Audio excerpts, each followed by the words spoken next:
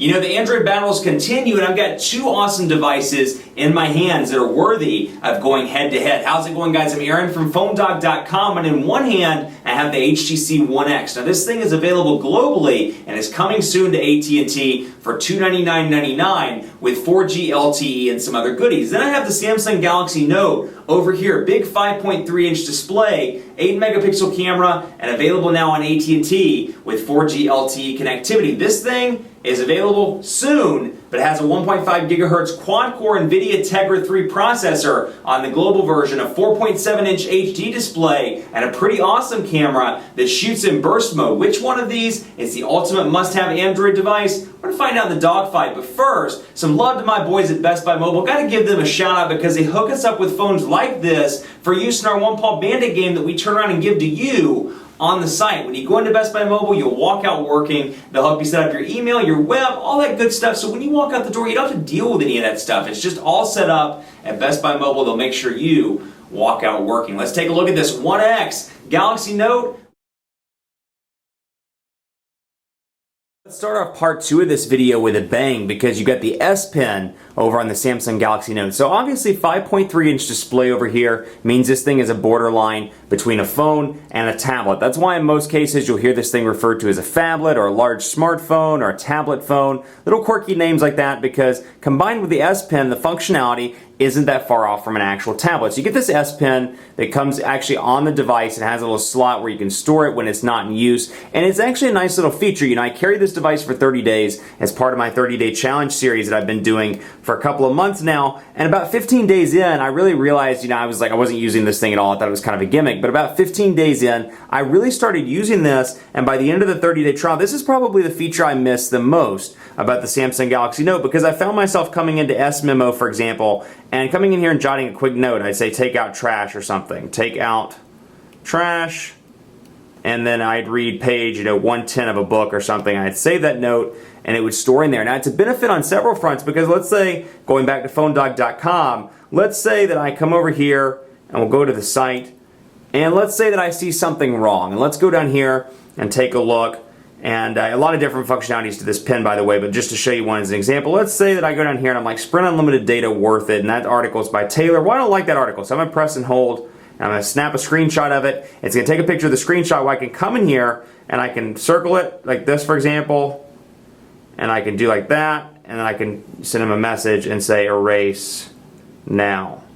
And of course I can save, and once it's saved, I've got that functionality to come in here. It's copied to the clipboard so I can come back into the gallery and I can send that over to him via email, via text messaging, anything like that, which is a really nice touch. So all in all, a really nice thing to have there, and it's a nice benefit. So you can use this, of course, as your gesture input, or you can use your fingers, but I found myself, on several occasions using this for meetings, for things like when I was sending a picture to somebody, or I take a picture of a friend and draw on it, and say, you look funny, and then send it over to him. So it was one of those things I actually did find a use for it. As time went on. Now you don't get that obviously over on the One X because the display is a little bit smaller, and obviously that's kind of a niche thing that the Galaxy Note is going for. But what you do get over here, and I'll show you, is ice cream sandwich. This thing does not yet have ice cream sandwich. This one does with Sense version 4, and you're going to see some changes. One of the places you'll see it is in the application. So let's go into Gmail, for example, and take a look here, and you can see two different email accounts with two different looks, obviously very different, both because of the screen size difference, but also because of the display or because of the way it looks in the actual application. So this is Gmail and Ice Cream Sandwich. You can see all your shortcuts down here, and this is kind of an HTC specified look and feel. You can press and hold and easily see what these are, or you can go to the menu over here and get more information that way. So we'll go into a message, for example. We'll go into one of the Google Plus messages, and I'll come in here to Carolina Nightlife, and you can see the difference as to how they look. So you got your subject line up top, but you can see it's just kind of cleaned up over here on Ice Cream Sandwich as opposed to Gingerbread. That said, you do get a larger display over here, which is a really nice feature to have, particularly if you're reading a lot of email. And again, back to the 30-day challenge, that was really what I noticed over on the Galaxy Note after I used it for a couple of days and got into using it for a couple of weeks. The bigger display really comes in handy for email and reading a lot of text, which is something I do quite a bit on my device. So let's take a look at speed test on both of these. Obviously running a combination of HSPA Plus and typical 3G over here on AT&T, depending on whatever the mood of the network is. And then over here you have 4G LTE on AT&T. Now, I haven't seen any amazing speeds on LTE. The Charlotte metro area still kind of suffers, or struggles rather, with LTE speeds for whatever reason. I've never seen one above 10 megabits per second in the city limits, but perhaps we'll get lucky. So we're going to load these up and make sure they're on the same server so we can get a fair reading. And we'll come back out here, megabits per second, megabits per second. We're going to begin the test. And you can see it rotating back and forth between HSPA Plus and 3G because this is not an AT&T branded device, so it doesn't stay 4G, regardless of where you're at. Now that said, speed test has been kind of wonky on this device, and it's been reporting some incorrect numbers, so we'll see. But over here, 4.4 megabits per second. Not a terrible score, but then when you realize this thing is on 4G LTE, you're like, what in the heck is going on? This thing should be far faster than 4 megabits per second. But this one's been doing this since I got the review unit. That said, data's been relatively quick over here. I don't know why speed test isn't playing nice with the One X, but you can see some of the results that I have over here. 4.47, 6.83, 4.58. So again, nothing too incredibly high, despite the fact that this is running 4G LTE. And let's see if I have any results for you. Unfortunately, this thing just does not play nice with speed test. That said, again, it's worked just fine. Of course, the AT&T LTE version is on its way. So let's take a look at quadrant standard as well, because you've got a quad-core processor over here. You got the dual-core S3, so a little bit of an older CPU over on the Galaxy Note. And it's kind of sad to say that because this is a brand new device, but yeah, an older CPU for sure. So let's let these run, and let's talk a little bit about battery life on both of these devices. Now, it's a little bit of an unfair comparison. I shouldn't say unfair, but if we're comparing AT&T to AT&T device, obviously I can't do that yet, but this one is supporting HSPA Plus, doesn't drain as much battery as 4G LTE. So this thing's packing a 1,800 milliamp hour battery. This has a 2,500 milliamp hour battery. Making it through the day, the Galaxy Note it takes a slight edge in the battery life department. I can make it about 12 to 13 hours with moderate to heavy use with the Galaxy Note before it powers off. I can make it about 10 to 11 with the One X before it starts to display a low battery indicator. So again, small difference. You take that with a grain of salt. Both of these, you can obviously carry a car charger and charge these while you're in meetings or on the go, but still it's kind of nice. And I've been really impressed with the battery life. This thing comes in a close second on the market to the Droid Razr Max. If you're looking for battery life, this is going to be, and you don't care about size or anything like that, I think the Galaxy Note will be the better device for you, just looking again by battery life. So we'll come in here and see what speed test or quadrant standard has pulled up. And this one looks like we're going to have to run it again because it froze up. Having all kinds of issues with these tests today. It's just not our day. It must be a case of the Mondays, man. Case of the Mondays. But call quality's been good on both of these devices. I've been relatively pleased. Earpiece is nice and loud on both. Signal strength indicator surprisingly good on both. And when I took them to an AT&T dead spot in South Charlotte, they both maintained the call. They're both pretty choppy in all honesty, but they did sustain the actual phone call. So Samsung Galaxy Note's coming in right now, and you can see 2,254 over here. 2,254 on the Samsung Galaxy Note. Now, if we can get this one to render, we'll take a look here, and you can see it's running through these animations nice and quick. It's a really smooth device thanks to that quad-core processor. So we'll load this up and see, let it do its thing. 2,254 over here, and finally the last result here, pièce de résistance. HTC One X, let's do this. Come on now, run through your little DNA sequence here, and let's do this. And let's get this thing started. But you can see what I mean with the menu button, how it's kind of awkwardly placed in certain applications.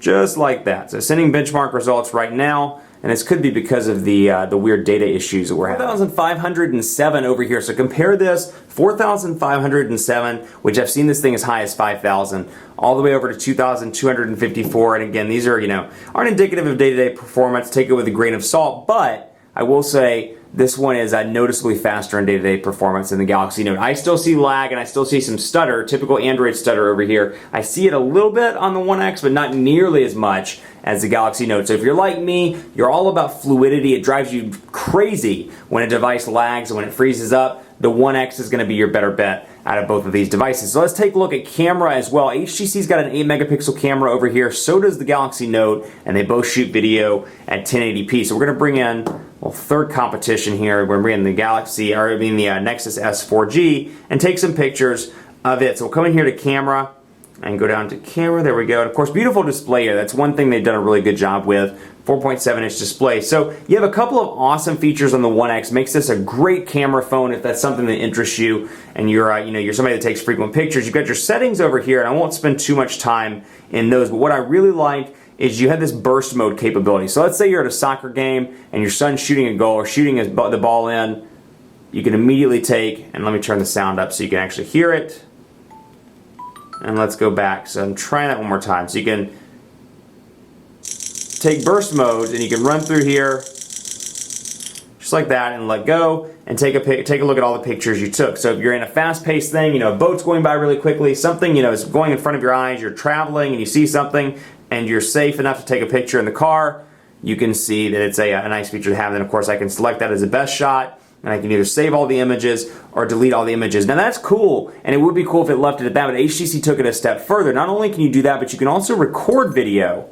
So we'll come in here, and actually we're going to start that back up and record the video here, and while we're recording we can still take still shots. So let's say that goal is going in, you're recording a video, you still take the stills while the video is recording. So we can come back here, see the video is done. So you got your video right here, but then you can see the still shots as well. So that's a really cool feature. The camera is incredible on the HTC One X. They did a great job with it on the One S as well. So that's a nice feature over here. Camera's pretty decent on the Galaxy Note. It's definitely one of the better ones. It's not going to win any awards by any means in comparison to the One X or any sort of point and shoot camera, but you got the ability to flip it back and forth pretty easily here, along with your settings right here. And then you got your toggle between video camera and regular camera, and I can come in here and take a snapshot right there. So all in all, a pretty decent camera, and of course you got a beautiful display here, which makes everything look nice and vibrant. But in the camera department, it goes to the HTC One X. So obviously a winner has to be declared, and I'd love to keep going with these dogfights because there's so much to cover on both of these devices. They're hot devices, they're coming soon. This one's coming soon to AT&T. This one's already on AT&T with 4G LTE connectivities. But one has to be declared a winner in the dogfight, and by a narrow margin. And it's all going to depend on what you want, but by a narrow margin, keeping all specs similar,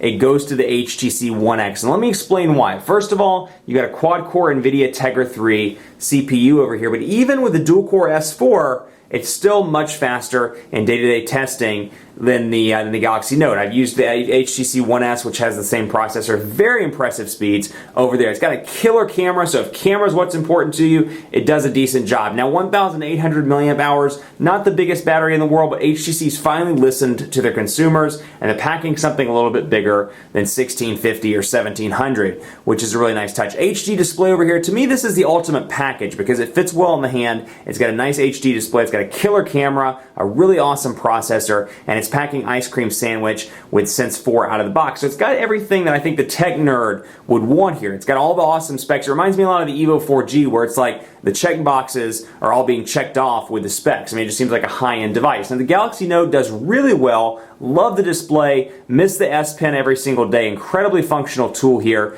that you can use to do some sort of gesture input. Really impressed with that. But at the end of the day, I think this is going to be too big for a lot of people, and it's obviously a niche device that appeals to a certain number of people. Still, beautiful display, takes decent pictures, reasonably speedy, and it does have 4G LTE and killer battery life. So it's really all going to depend on what's most important to you. Much more coverage to come on PhoneDog.com with both of these devices, the One X and the Galaxy Note. So keep it locked on the site for continuing coverage. Be sure to vote for your favorite smartphone at PhoneDog.com/rankings. You like the One X, you like the Galaxy Note. This thing actually just got dethroned. It's now on number 2. It was number 1, now it's number 2 on the People's Choice chart. If you want to get it back up into number 1, cast your vote and submit a review at PhoneDog.com/rankings. Be sure to like us on Facebook, Facebook.com/PhoneDog. Follow me on Twitter. Let me know what you think, which one should have won. PhoneDog_Aaron, and on Facebook at Facebook.com/PhoneDogAB. That's a sign we got to get out of here because the battery's dying. I'm Aaron from PhoneDog.com. Stay tuned. Much more coverage to come